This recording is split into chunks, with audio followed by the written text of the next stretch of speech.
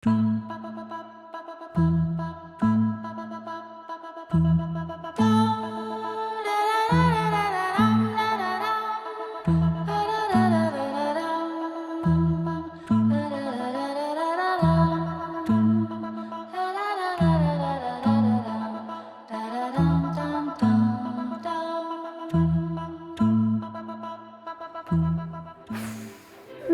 a lot, isn't it? Ooh. I'm feeling a little bit overwhelmed.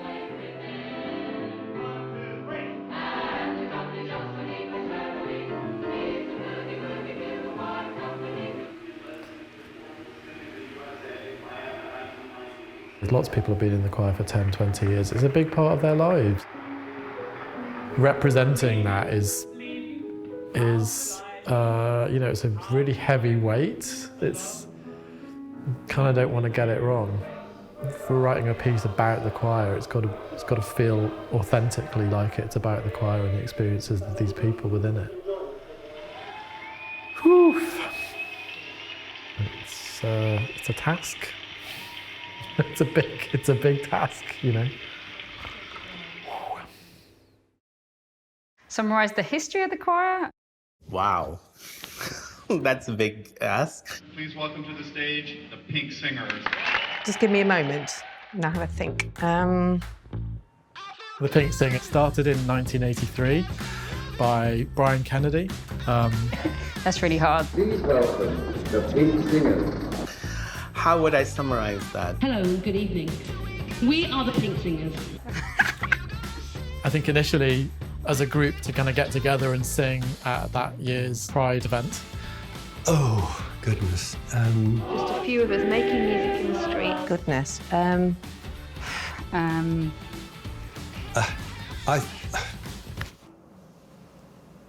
A magical journey of queerness.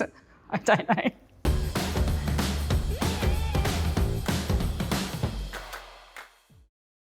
Hi, I'm Simon, and I joined the Pink Singers in 2012.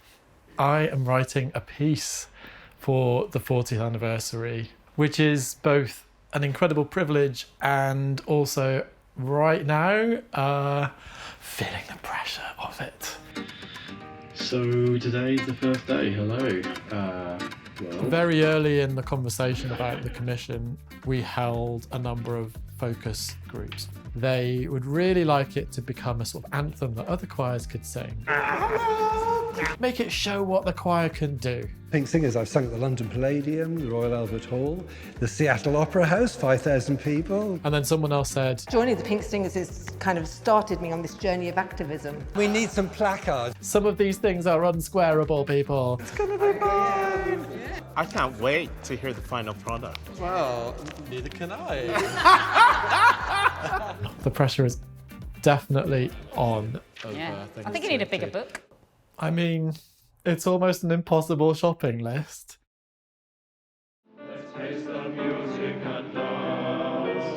I'm Philip Rascola, he, him, and I joined the Pink Singers in April 1987. There's about 20 people, all men. We had bags of enthusiasm, but it was all very rough and ready. Well, as we said, we were here at Christmas, and I don't know, I've got a feeling that tonight's going to be even better. For a start, they've actually let us inside the building. The late 80s were a difficult time for the queer community. Scientists will discover homophobic genes from DNA. Yes, then we need no longer be afraid of our own homes, will we? First of all, we had the Conservative government under Margaret Thatcher passing a law called Section 28. It made it illegal to promote homosexuality. There is a place for us, and despite the fact the government tried to close us down for Clause 25, I'm not going to let them get away with it. The other issue that we were grappling with was, of course, the first sign of AIDS. People were getting sick and people were dying, and so we were going to hospitals to sing and to support and raise money for people with HIV.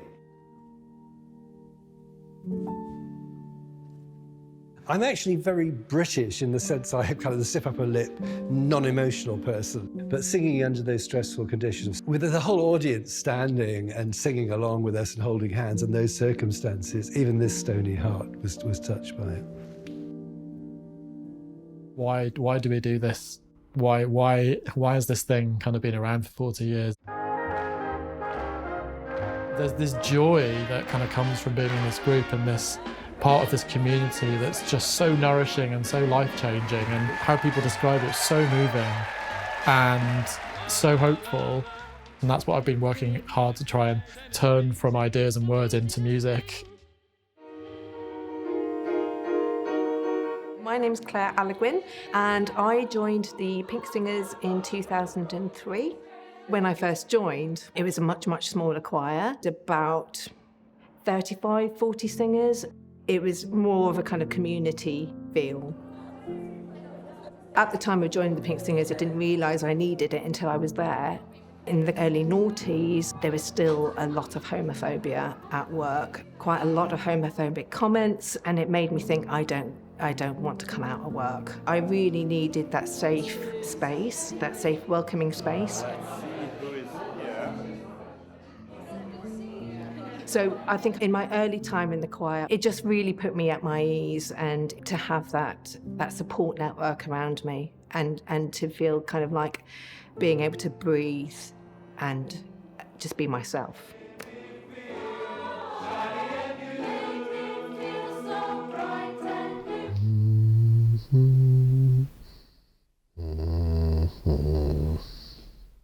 I often find that ideas come to me either just as I'm going to sleep or in the middle of the night.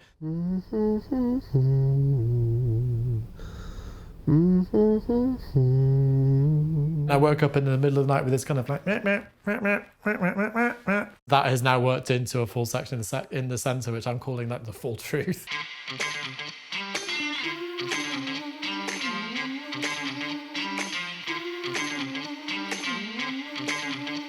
It's a group of 100 and something people. Everybody's got different views. Sure, there are some common themes, but there are also some differences. One of the interesting things about being an intergenerational group like the Pink Singers is we can learn from each other, and we can really understand each other's stories. But the kind of quid pro quo is that, you know, the different generations don't always see eye to eye on some of these issues, especially as, you know, we are on a journey. A lot of the community is still finding itself. We've lost the choir in the parade, but Sue is leading us to them. Thank you, Sue! I'm Charlie Milton-Doyle, and I joined the Pink Singers in February 2012. Growing up, I didn't have any role models. I didn't have any queer people. I came from very kind of Catholic background, very, very white and very heterosexual. I kind of suppressed a lot of my feelings growing up, and I think I was living the life that other people wanted me to live. Right, we're just going to do for the very final now. Joining the choir really let me find myself. My favourite performance was Both Sides Now by Joni Mitchell. There was a spotlight on me, so everything else was black, and the spotlight was staring down on me, and if the room was quiet and the music starts and I open up that song on my own, and it's pretty scary, but doing the solo allowed me to kind of open up a bit about my emotions and all the things that have happened.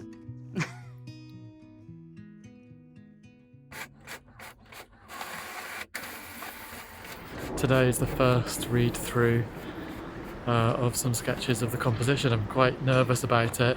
It's the first time that anyone's going to have sung it that's not just me in my room humming it to myself, so good chance to see what works and what doesn't work. But I'm also quite nervous about it because what if the choir hate it? Does anyone need any more time? Let's go for it then. I've got some thoughts from John, and now I'm about to get some from Murray. Live on air, everybody.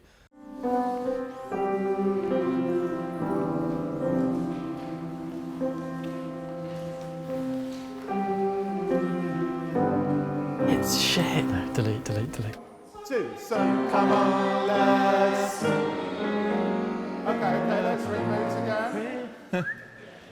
There was a whole bunch of solos there. Never mind, we've gone past them.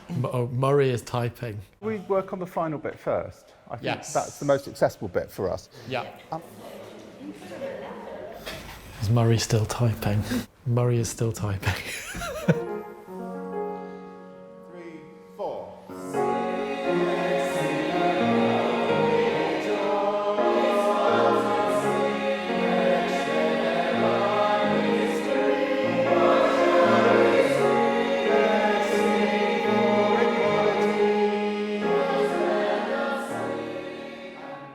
you want to see the length of the update, it's a lot.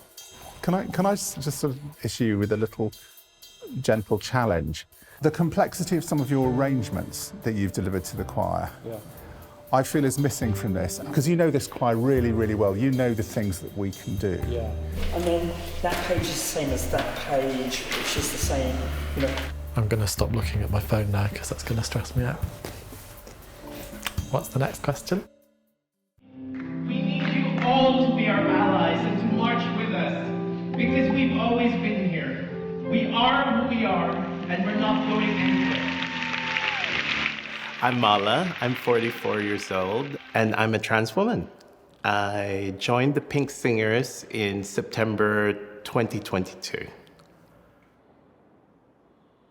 I always knew I was trans, even from a very young age.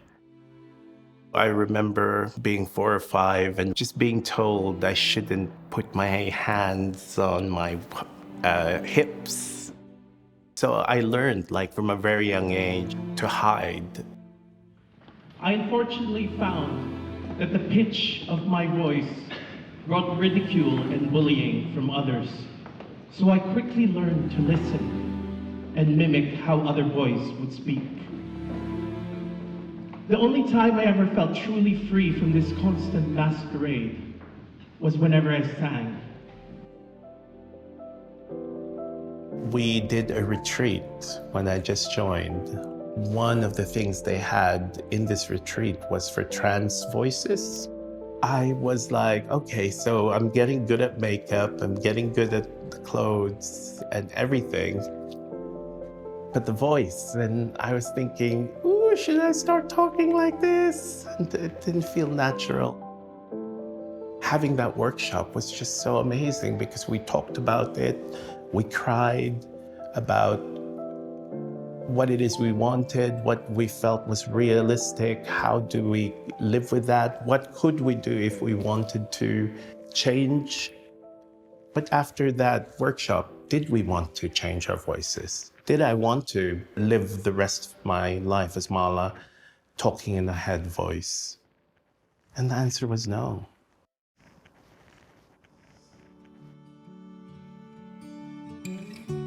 Simple things didn't know I miss. I mean, it's so cheesy. It is so cheesy, but I definitely think love. Love is what unites the choir, more than music. Music second, love first. You bring me home.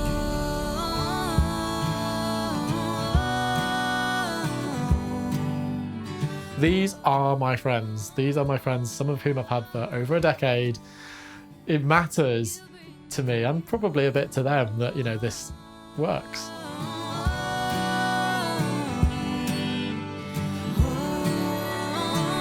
Hello. After me, listen carefully. I hope I've managed it. I hope I've managed it. What do you think it's going to feel like in January to see it being performed for an audience? I think I'm going to be a nervous wreck. Hello, hi, welcome to your first rehearsal. When you join the Pink Singers, it is like the group literally brings a hand out and gives you a big hug. Yeah, they are kind of like my family.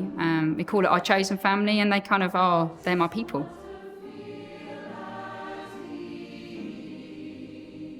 I think the reason I'm still with the choir after 37 years is because I'm still learning, which is the main thing.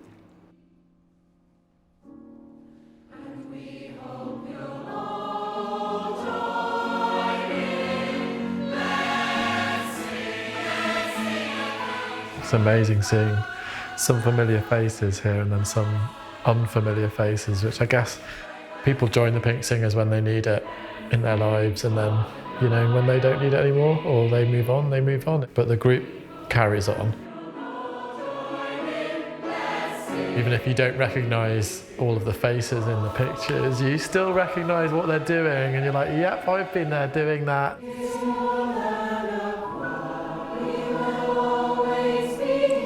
When I first joined the Pink Singers, I thought I was just going to go and have a little sing on a Sunday afternoon. I would not be without that in my life now, at all. I can't believe I was missing out on it for the first 28 years of my life. I mean, silly me for not joining the Pink Singers earlier.